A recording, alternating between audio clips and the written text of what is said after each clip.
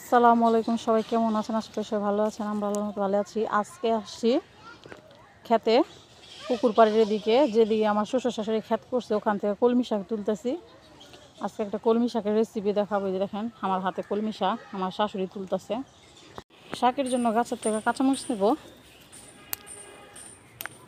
এই কাঁচামরিচগুলো ঝাল প্রচুর,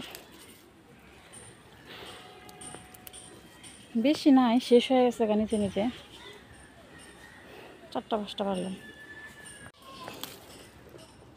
এই যে ক্ষেতের কলমি শাক আর কিছু কাঁচামরিচ নিলাম গাছের থেকে। ক্ষেতের থেকে কলমি শাক নিয়ে আসছি। এখন এটাকে কুইটা ধুইয়া তারপরে কুইটা নেব।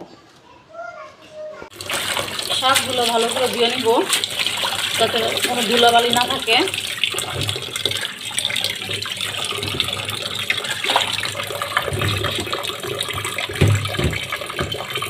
কলমি শাক রান্না করার জন্য এখানে আমি পেঁয়াজ কেটে নিয়েছি, রসুন কেটে নিয়েছি, চিংড়ি মাছ নিয়েছি, আর কাঁচামরিচ, যে গাছের কাঁচামরিচগুলো কাইটা নিয়েছি, আর একটা শুকনো মরিচ নিয়েছি। আর এদিকে আমি কলমি শাকগুলো কাইটা নিয়েছি।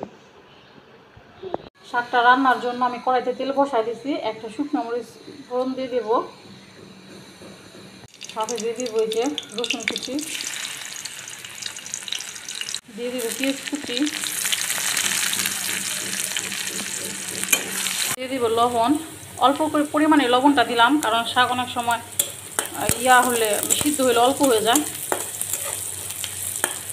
পেঁয়াজটা একটু হালকা ভাজা দিয়ে নেব। পেঁয়াজটা হালকা ভাজা হয়ে গেছে, এখন দিয়ে দেবো চিংড়ি মাছগুলো।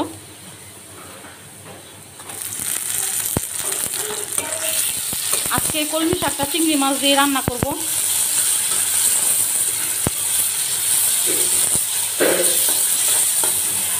মাছটা ভাইজা নেব আগে। কাঁচামরিচ দিয়ে দিব,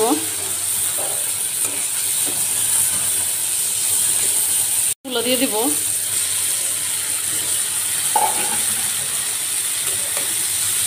কারা কারা চিংড়ি মাছ দিয়ে কলমি শাক,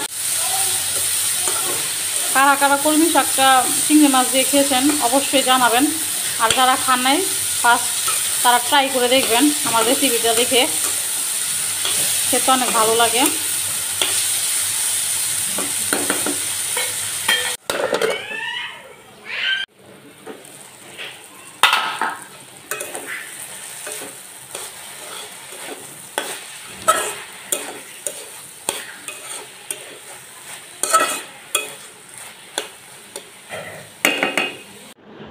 এই যে শাকটা রান্না আমার শেষ।